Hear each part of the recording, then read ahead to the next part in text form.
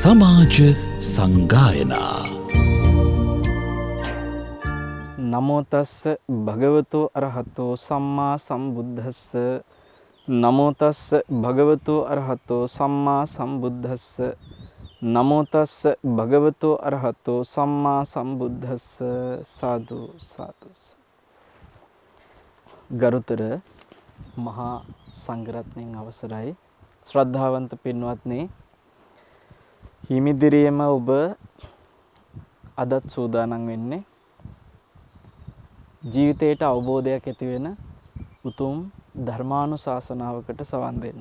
පින්වත්නි, අපි මේ ගත කරන කාලවකව අනුව අපේ ජීවිතවලට විශාල වෙනසක් ඇති කරපු කාලයක්. ඔබ පුංචි කාලේ ඉඳලා ගෙවපු ඒ අතීතයට හාත්පසින්ම වෙනස් අත්දැකීම් අපිට මේ කොවිඩ් නිසා මේ වෙලාවේ විඳින්න සිද්ධ වෙලා තියෙනවා. ඔබ දන්නවා පින්වත්නි, සාමාන්‍ය මිනිස්සු ජීවිතේ තමන්ට ප්‍රියමනාපය, තමන්ට සමීපය, තමන් ආදරෙන් ඇසුරු කරන අය තමන්ගේ ජීවිතේ බොහෝ කල් තමන් එකට එයාත් එක්ක වාසය කරන්න ගොඩාක් බලාපොරොත්තු තියාගෙන ඉන්නේ. හැබැයි අපිට ඒ හැම බලාපොරොත්තුවටම පින්වත්නි අවිනිශ්චිත භාවයක් දීලා ඕන මොහොතක ප්‍රියමනාපය මට දාලා යන්න හෝ එහෙම නැත්නම් මගේ ප්‍රියමනාපය මාව දාලා යනකොට හෝ මට හිත හදාගන්න දැන් හිතන්න වෙලා තියෙනවා. ඔබ ඇත්තටම හිතන්න, නිකමට හිතන්න. පින්වත්නි, මේ දවස්වල ඔබට පේනවා ඉන්දියාවේ සමීප ඥාතීන් තමන්ව දාලා යන මොහොත ඔවුන්ට හුස්ම ගන්න බැරුව අමාරුවෙන් දඟලනකොට ඔබ බලන්න, මං හිතනවා ඔබ දකින්න ඇති හිරුනාලිකාවෙත් ප්‍රවෘත්තිවලට පවා මං හිතන්නේ විශාලාවක් වෙච්ච හැටි ගැන වෙනමම කොටසක් පෙන්නනවා. මේ ඉන්දියාවේ වර්තමානයේ සිද්ධ වෙන සංවේද විදිහට මහ හිතට පුදුමාකාර වේදනාවක් ඇති වෙන විදිහට මිනිස්සු විලාප දෙන හැටි, මිනිස්සු දුක් විඳින හැටි ඔබ දකින්න ඇති. පින්වත්නි, අපිට පේනවා මේ සමහර අය ඒගොල්ලන්ගේ ප්‍රියමනාපෝ සමීපෝ හිටපොය මේ එක සැරේටම සමහරවිට මේ උදේ හොඳට හින්දලා හවස් වෙනකොට උන්ට අමාරු වෙනවා. ජීවිතේ හීනයක් වගේ. මම දැක්කා සමහර අය කෘත්‍රිම ශ්වසනය දෙන්න උත්සාහ කරනවා තමන්ගේ මේ සමීප කෙනා බේරගන්න. එහෙම කෙනෙකුට අපි කවුරු හරි ගිහිල්ලා කිව්වොත් එහෙම මේ කොරෝනා හැදිච්ච රෝගියෙකුට මුඛයට මුඛ තියලා කෘත්‍රිම ශ්වසනය දෙන්න එපා කියලා. එතකොට ඔයාටත් ආසාද නෙවෙයි, ඔයත් මැරෙයි කිව්වොත් එහෙම පින්වත්නි, ඒ මොහොතේ අත්දැකීමට මුහුණ දෙන මිනිසයා කියයි මට මෙයා මැරිලා මට ජීවත් වෙලා ඇති වැඩේ මොකද්ද? මාත් මැරිලා ගියද? මට මෙයාව ජීවත් කරව ගන්න මෙහෙම හරි හුස්ම ටිකක් දෙන්න, මෙහෙම හරි ඔක්සිජන් ටිකක් දෙන්න, මෙහෙම හරි යාට උපකාරයක් කරන්න මං මේ වෙලාවේ කවුරු මොනවා කිව්වත් මං ඒක නවත්තන්නේ. එහෙම කියයි. මිනිස්සුන්ට ඒ වෙලාවේ තියෙන මානසිකත්වය ඒක.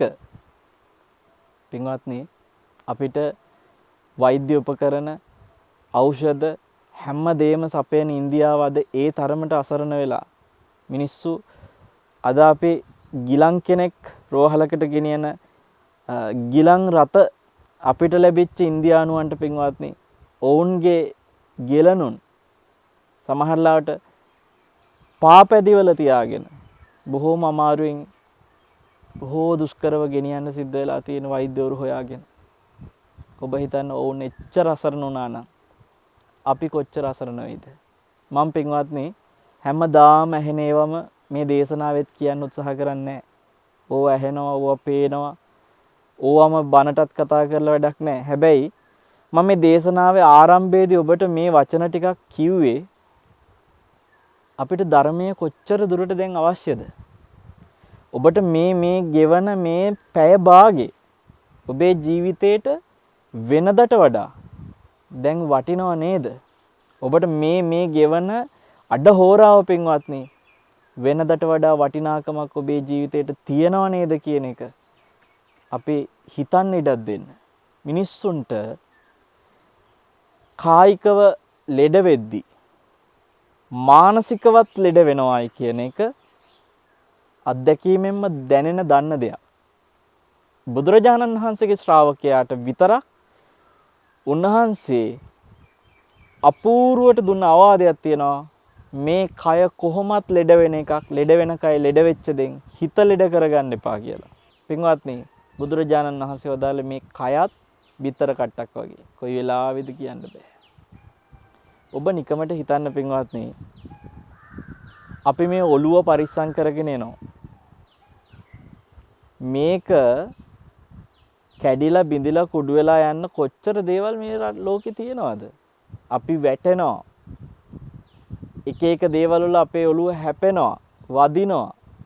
මේ හැපෙන, වදින, කැඩෙන කොහේ හරි තැනක මේ ජීවිතේම අවසන් කරලා දාන්න පුළුවන් නේ පින්වත්නි. බිත්තර කට්ටක් වගේනේ. සියුම් ස්නායුත් එක්ක කොයි වෙලාවෙ මොනවා වෙයිද කියන්න බැරි අවදානමක අපේ ජීවිතේ තියෙන්නේ.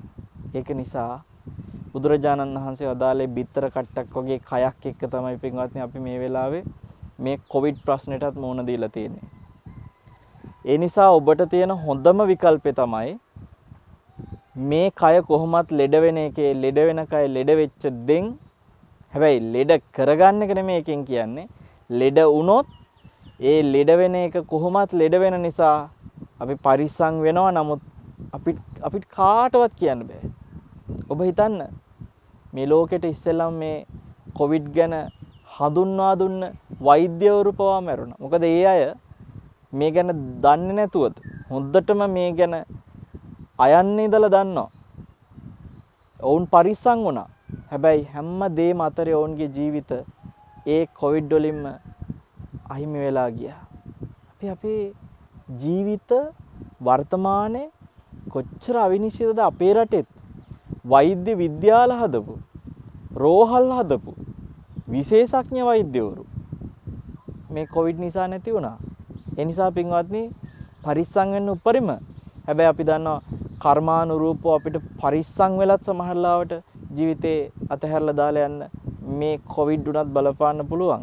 ඒක නිසා කියන්නේ ලෙඩ වෙන කය ලෙඩ වුණොත් ඔබ හිත ලෙඩ වෙන්නේ නැති තැනට ඔබේ මනස ගෙනියන්න ඕනේ. එතකොට මේ හිත ලෙඩ කරගන්න නැතුව ඉන්නේ කොහොමද? මේ හිත ලෙඩ වෙන්නේ නැති වෙන්න නම් පින්වත්නි අපි මොකද කරන්න ඕනේ? බුදුරජාණන් වහන්සේ නකුල පිතාට ඒ වෙලාවේ දේශනාවේදී කියන්නේ කෙටියෙන්නේ ඔය අවවාදේ. නකුල පිතාට හරි සතුටක් ඇති වුණා ඒ අවවාදෙට. මේ හදිස්සියේ මුණ ගැහිච්ච පොඩි මොහොතට හරි වටින අවවාදයක් ලැබුණා කියලා සතුටින් නකුල පිතා බුදුරජාණන් වහන්සේට වන්දනා කරලා ස්වාමීනි මං සරියුත් මහ රහතන් වහන්සේවත් පොඩ්ඩක් බැහැ දැකලා එන්නම් කියලා නැගිටලා යනවා. පින්වත්නි දැන් ඔය පන්සලකට කවුරු හරි කාලයකට පස්සේ ගමේ උපාසක මහත්තයෙක් කවුරු හරි ආවට පස්සෙත් ඔබ දන්නවා ලොකු හාමුදුරන්ට මුණ ගැහිලා කතා බහ කරලා අපේ නායක හාමුදුරනේ මේ පොඩි හාමුදුරුවෝ පොඩ්ඩක් හම්බෙලා එන්නම් කියලා එහෙම සාමාන්‍යයෙන් යනවනේ එහෙම. ඒ වගේ බුදුරජාණන් වහන්සේව මුණ ගැහුණට පස්සේ සරියුත් මහ රහතන් වහන්සේ හම්බෙන්න ගිය තැන ඇහුවා නකුල පිතා වෙනදා දකින්නට වැඩිය හරි ප්‍රසන්නයි මූණ, හරිම ලස්සනයි, හරි සුන්දර පෙනුමක් තියනවාද? ඔබ මෙච්චර සතුටින් ඉන්නේ මොකක් හින්දාද කියලා අහනකොට සරියුත් මහ රහතන් වහන්සේ එතෙන්ට ප්‍රශ්නෙටම උත්තරේ තිබ්බා වගේ තව කරුණක් කියනවා. මට හිතෙන්නේ අනිවාර්යෙන් බුදුරජාණන් වහන්සේගෙන් හොඳ දහම් අමෘතයක් ලැබෙන්නේ නැති නේද කියලා අහනවා. එහෙමයි ස්වාමීනි කියලා කියනවා. මට ස්වාමීනි අද බුදුරජාණන් වහන්සේ පුදුම අවවාදයක් කළා. මොකද්ද කියලා මේ ලෙඩ වෙන කය ලෙඩ වෙච්ච දෙන් හිත ලෙඩ කරගන්න එපා කිව්වා. සරියුත් මහරහතන් වහන්සේ අහනවා ඉතින් ඔබ ඕකේ තේරුම ඇහුවේ නැද්ද? අනේ ස්වාමීනි ඒ ගැන වැඩි විස්තර සාකච්ඡා කරේ නෑ මං ඔබ වහන්සේව දකින්න හැමම නැගිටලා ආවයි කිව්වා. අපරාධ කිව්වා. ඔබට ඔය කරුණේ ඔය කියපු අවවාදේ හරි ගැඹුරු අවවාදයක්. ලෙඩ වෙන කය ලෙඩ වෙච්ච දෙන් හිත ලෙඩ කරගන්න එපා කියන එක පුංචි කතාවක් නෙමෙයි. මේක හරි ගැඹුරු කතාවක්. ඕකේ තේරුම අහන්න තිබ්බේ අපරාධේ ඔබ අහගත්තේ නැත්තේ කියනවා. නකුල පිතා කියනවනේ ස්වාමීනි මං ඕන දුරක ඉඳලා ඔබ වහන්සේ හොයාගෙන එන්නම් මට ඕකේ තේරුම කියලා දෙන්න. දැන් මෙතන ඉන්න ස්වාමීන් වහන්සේට කියන්න ඕනේ නෑනේ ඕන දුරක ඉඳලා එන්නම් කියලා. කියන්නේ පින්වත්නි මට ඔබ වහන්සේගෙන් ඕකේ තේරුම දැනගන්න එච්චරට වටිනවා කියන එකයි. මේ හැරමිටියෙන් ආපු ඇඟට පණ නැහැ දුබලයි කියපු වයසක මිනිස්සයා කියන ඕන දුරක ඉඳන් එන්නලු මේ පොඩි වාක්‍යයක තේරුම අහගන්න. කියන්නේ යාට ඒක එච්චරට වටිනවා කියන එකයි. සාරිපුත්ත මහ රහතන් වහන්සේ පින්වත්නි තේරුම කියලා දෙනවා. මොකද්ද මේ කියලා දුන්නේ? ඇත්තටම එතෙන්දී මේ පංච උපාදානස්කන්ධයේ පිළිබඳව හතර ආකාරයකින් දකින දැක්මක් නිසා තමයි හිත ලෙඩ වෙන්නේ කියලා සාරිපුත්ත මහ රහතන් වහන්සේ විස්තර කරනවා දීර්ඝව. මොකක් ගැනද කිව්වේ? පංච උපාදානස්කන්ධ ගැන හතර ආකාරයක දකින දැක්මක් නිසායි හිත ලෙඩ වෙන්නේ. ඒ කියන්නේ කය ලෙඩ වුණාට ඒ ලෙඩ වෙන කය ලෙඩ වෙද්දී හිත ලෙඩ වෙන්න හේතු වෙන්නේ පංච උපාදානස්කන්ධ ගැන හතර ආකාරයක දකින දැක්මක් නිසා. ඕකට කියන ඔය දැක්මට දැක්ම කියන්නේ දිට්ඨිනේ. ඔය දිට්ඨියට කියනවා සක්කාය දිට්ඨිය කියලා. ඔබට ඒ වචනේ හරි හුරුයි. පින්වත්නි ඕනම කෙනෙකුගේ හිත ලෙඩ වෙන්නේ සක්කාය දිට්ඨිය නිසා. ඒ කියන්නේ අපිට බාහිරින් ලෙඩ එනකොට ඇඟට ලෙඩක් එනකොට බාහිරින් ප්‍රශ්න එනකොට පීඩා එනකොට දුක්ඛම් කටළු එනකොට අපේ හිත ලෙඩ කරන්න ප්‍රධානම සාධකයේ වෙන මොකක්වත් නෙමෙයි සක්කාය දිට්ඨිය. මේ සක්කාය දිට්ඨිය නිසා තමයි මිනිස්සු හිත ලෙඩ කරගෙන මානසිකව වැටිලා සමහරලාට පින්වත්නි සියදිවි නසා ගන්න. දැන් ඔබට බාහිර ප්‍රශ්නයකදී බාහිර ප්‍රශ්නේදී හිත පීඩාකාරී වෙනකොට ඔකට හරිය ලස්සන උපමාවක් කියනවා සල්ල කියලා සූත්‍රයක. හරියට අර බාහිරින් ආපු ප්‍රශ්න එක කටුවක් ඇනුනා වගේ කියනවා. අපි දන්නවා කකුලේ කටුවක් කැනෙනවා. එහෙම නැත්නම් අතේ කොහේ හරි ඇඟේ කොහේ හරි කටුවක් කැනෙනවා. දැන් අපිට පින්වත්නි කටුවක් කැණුනොත් අපි මොකද කරන්නේ? කටුවක් ගලවලා දාන්න උත්සාහ කරනවානේ. හැබැයි ඔබ හිතන්න දැන් කටුවක් කැණිච්ච තැන ඒ කටුව ගලවන්නත් කටුවක් පාවිච්චි කරනවා. දැන් දෙහි කට්ටක් හරි මොනවා හරි කටුවක් අරගෙන අර තියෙන කටුව ගලවන්න උත්සාහ කරන කටුවට කටුවක් එන ගන්නවා. හැබැයි ඒක ගැන නෙමෙයි මේ කියන්නේ. එක කට්ටක් ඇනුනම දිවට ඒකේ තරහට තව කටු කීපයක් අරන් එන ගන්නවා. එක්කෝ අවමෝහයෙන් එක කට්ටක්. කටුවට තව කටුවක් ඇනගෙන කටු දෙකක් කරගන්නවා. එහෙනම් මේ මනුස්සයා මෝඩේද නැද්ද?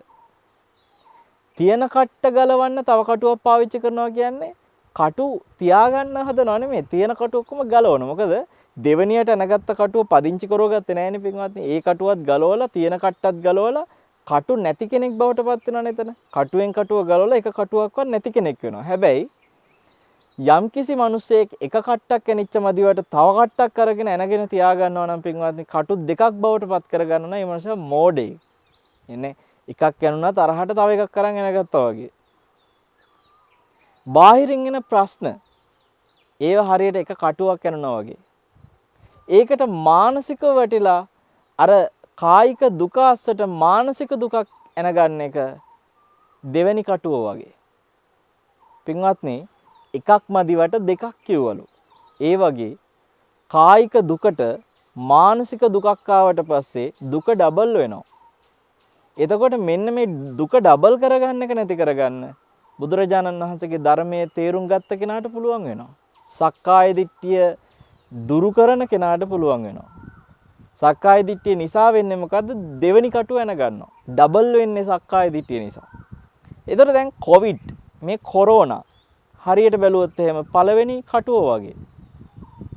තමන්ට හෝ තමන්ගේ සමීප කෙනෙකුට හෝ මේක හැදුනොත් එහෙම පළවෙනි කටුව වගේ. දැන් සමහරු හිතනවා දැන් නම් ඉන්ජෙක්ෂන් විදිනවා මොනවා හරි දැන් ඔය ප්‍රතිකාරෙයි සමහර හිතනවා සනීප වෙවි යනවනේ. මිනිස්සුන්ට ගොඩාක් බය නැති වෙච්ච එක හේතුවක් තමයි ඒක.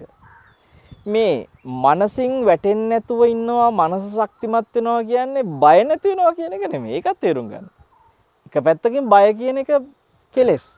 හැබැයි මේ වගේ රෝගයකට බය නැති කරගත්තා කියන එක තුල ගණන් ගත්තේ නැහැ කියන එක තුල මාස්ක් දාලා ඔය ඕන්නේ. දැන් සමහරු මාස්ක් එක දාන්න නැතුව දැන් ඔබට හිතේ හාමුදුරුවොත් බන ටික කියන්නේ මාස්ක් එකක් දාලා නැතුව කියලා. නෑ පින්වත්නි. මාස්ක් එක ළඟ තියෙනවා. හැබැයි මේ දේශනේ කරන්නේ කිසිම කෙනෙකුගේ සමීපනේ බොහෝ දුර මගේ ආයතනයේ ඉඳලා. ඒ නිසා මම බොහොම ආරක්ෂිතව මේ වෙලාවේ මේ දේශනේ සිද්ධ කරන්නේ නැත්නම් මෙතනත් බොහෝ පිරිස පෙරලා නම් රූපවාහිනී නාලිකාවක වුණත් අපිට සාකච්ඡා කරලා මාස්ක් එක දාලා දේශනය කරන්න තරම් කාලයක් මේක එක මතක තියාගන්න. මොකද මේ වාතයේ පවා දැන් මේ වෛරස් එක තියෙනවා. ඒ නිසා බය නැති කරගන්නවා කියන එක නෙමෙයි මානසිකව වැටෙන්නේ නැහැ කියන එක. මම මේ ලෙඩේට මනසින් වැටෙන්නේ නැහැ කිව්වා කියලා ඕන එකක් වෙච්චාවේ කියලා අර දෙන සෞඛ්‍ය උපදේශ අතහැරලා ඉන්න එක නෙමෙයි මේ කියන්නේ. එතන තියෙන මෝඩකමක්, එතන තියෙන ගොංකමක්. තව සමහරුන්ට තියෙනවා ගොංකමක්, සමහරු හිතනවා අපිට ඕව හැදෙන්න තරම් අපි පව් කරලා නැහැ. ඔන්න. එහෙම කියනවා සමහරු. ඒතර ඒගොල්ලෝ හිතනවා ඇති අපි නම් මනසින් වැටිලා නැහැ. සමහර මිනිස්සු මේ මාස්ක් දාගෙන හම්බේ තියෙන බය ජීවත් වෙන්න. අපිට නම් ওই බය නැහැනේ. අපි පව් කරලා නැහැ. අපිට උන්නත් එකයි මැරුණත් එකයි. අපිට ඕව හැදෙන්නෙත් නැහැ. මොකද අපි එහෙම පව් කරලා නැති හින්දා. මිනිස්සු එහෙම හිතනවා. සමහර හිතන අපි සිල්වත්, අපි හරියට පින් කරලා තියෙනවා. අපිට ඒ නිසා ඕව හැදෙන්නේ ඔය පඬිතකම් පින්වත්නි කරුණා කරලා තේරුම් ගන්න ඔබේ මෝඩකම මිසක් ඔතන තියෙන ප්‍රඥාව නෙමෙයි. බුදුරජාණන් වහන්සේ කරපු දෙයක් කියන්න. දවසක් නාගසමාල කියලා ස්වාමීන් වහන්සේ නමක් එක්ක උන්වහන්සේ ගමනක් වඩිනවා. ඔය වඩිනකොට පින්වත්නි දැන් මේ නාගසමාල ස්වාමීන් වහන්සේ විතරයි ඒ වෙලාවේ බුදුරජාණන් වහන්සේත් එක්ක වැඩ හිටියේ.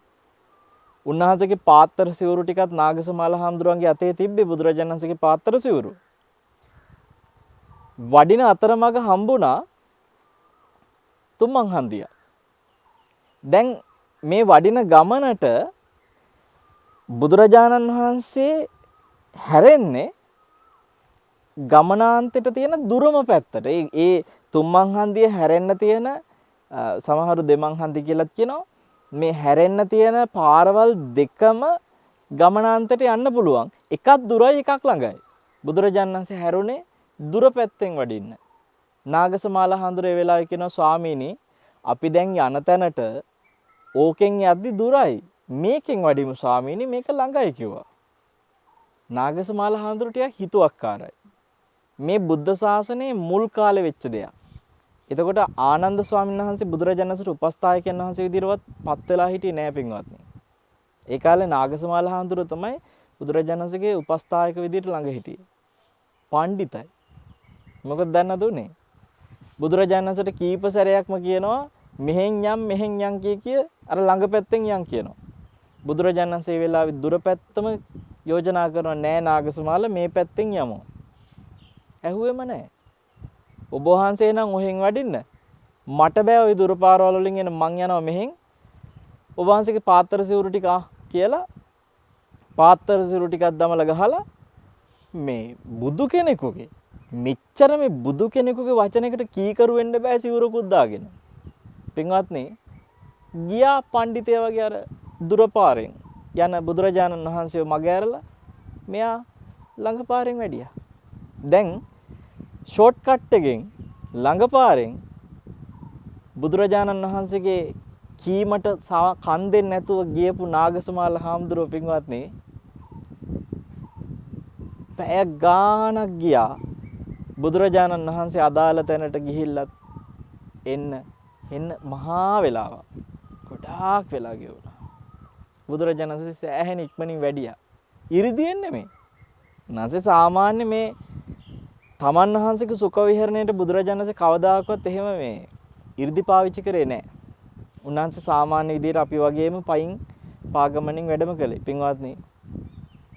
ඇයි බුදුරජාණන් වහන්සේ දුර පාරෙන් ඉක්මනින් වඩින්නත් නාගසමාල හාමුදුරුවෝ කෙටි පාරෙන් පැය ගාණක් පරක්කු වෙන්න හේතුව මොකද්ද?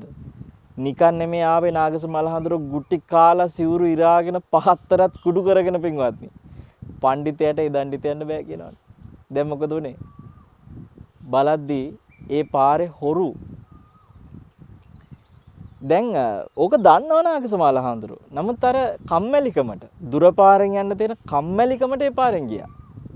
හොරුත් මංකොල්ලකාරයෝ ඒගොල්ලෝ ඒ පාරේ ඉන්නෙම පින්වත්නි මිනිස්සු අර දුර පාර දුරින්දා මේ කෙටි පාරෙන් වැඩිපුර යන බව දන්න හින්දා මේ හොරු මංකොල්ලකාරයෝ ගොඩක් ඒ පාරේ තමයි ඉන්නේ.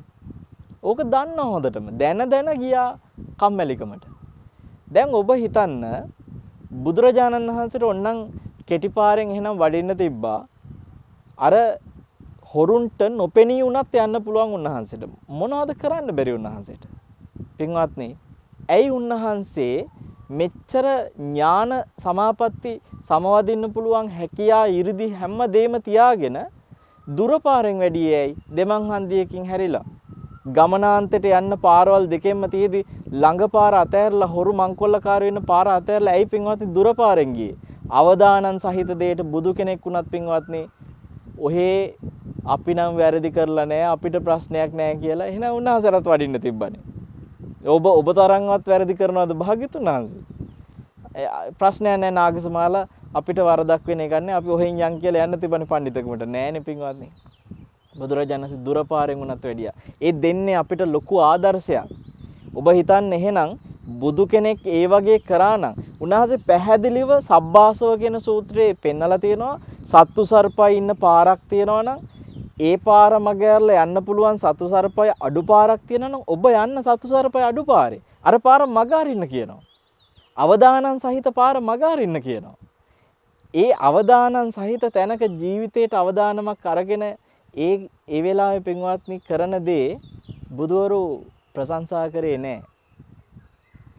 මේ ජීවිතේ එහෙනම් ඔබ හිතන්න අපිට මාස්ක් එක දාන සමහර අය දිහා ධර්මයේ තුල ඉන්නවයි කියන සමහරු හිතන් ඉන්නේ.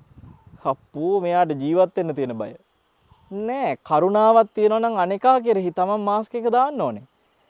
එතනදී කෙනෙකුට හිතෙන්න පුළුවන් මට නම් ඔය කොරෝනා නිසා කිසිම මගේ මනස වැටිලා නෑ මං ගණන් ගන්නවත් නෑනේ. මනස වැටිලා නෑ කියන මිනිස්සයා ගණන් ගන්නෑ කියන එක නෙමෙයි එකෙන් කියන්නේ. මං ඕවා ගණන් ගන්නෑ මට ගානක් නෑ මං පව් කරලා නෑ අපිට ඕවා හැදෙන්නේ නෑ. අපි නම් හරියට පින් කරලා තිනවා අපි හරියට සිල් රකින්නවා අපිට ප්‍රශ්නයක් නැහැ. ඕවගේ පඬිතකම් හිතන මිනිස්සයා බුදුරජාණන් වහන්සේගේ ධර්මයේ තේරුම් ගත්ත මිනිසෙක් නෙමෙයි. ධර්මයේ තේරුම් ගත්ත මිනිස්සයා ඊටාම සුපරික්ෂාකාරීව තමන්ගේ අවධානයෙන් කටයුතු කරනවා මේ දුර්ලභ මනුෂ්‍ය ජීවිතේ තමනුත් ආරක්ෂා කරගෙන තමන්ගේ සමීපමයත් ආරක්ෂා කරගෙන අන් අයටත් කාරුණිකව අන් අය කෙරෙහි ආරක්ෂාවෙන් තමන් සෞඛ්‍ය සම්පන්නව කටයුතු කරනවා. ඒ කටයුතු කරද්දී පින්වත්නි එයා මානසිකව වැටෙන්නේ නැති වෙන්න තමන්ගේ හිත හයිය කරගන්නවා ඕනෑම මොහොතක මට මේ සියල්ල අතාරින්න වෙන්න පුළුවන්. හැමතිස්සෙම හිතන්නේ. දැන් භික්ෂුවක් විදියට අපි වටා ගොඩ නැගිච්ච යම්කිසි ලෝකයක් තියෙන්න පුළුවන්. අපි ගොඩ නගපු ආරාම තියෙන්න පුළුවන්. අපිට ගොඩ නගපු යම්කිසි දායක පිරිස් ඉන්න පුළුවන්. අපි ගොඩනගාගත් යම්කිසි කීර්තියක් තියෙන්න පුළුවන්. ශිෂ්‍ය ස්වාමීන් වහන්සේලා ඉන්න පුළුවන්. මොනවා හරි අපි වටා ගොඩනැගිච්ච දේ තියෙන්න පුළුවන්. හැබැයි පින්වත්නි මේ හුස්ම ටික මේ මොහොතේ හෝ අතහැරෙනකොට මම මේ ගොඩනගාගත්ත හැම දෙයක්ම මේවා මේ හුස්ම ටිකත් එක්ක ඕනෑම මොහොතක අතහරින්න වෙනවයි කියන අන්නේ පණිවිඩේ ඔබ හැමතිස්සෙම හිතන්න. මානසිකව වැටෙන්නේ නැහැ ඔය විදිහට ඔබේ හිත අතහරින්න නිතර හිත පුරුදු වෙනකොට. ඔබ හිතන්න ඔබේ දරුවෝ ඔබේ සමීපමය සමහරට බිරිඳ සමහරට සැමියා අම්මා තාත්තා ඔබ ප්‍රිය කරනමය ඕනම මොහොතක ඔබට මේ වෙලාවේ පින්වත්නි මේ කොවිඩ් නිසා වුණත් අතහැරලා දාලා යන්න වෙන්න පුළුවන්. සමහරට ඒ අය ඔබව අතහැරලා දාලා යන්න පුළුවන්. මේ ගැන නිතර හිතන්න.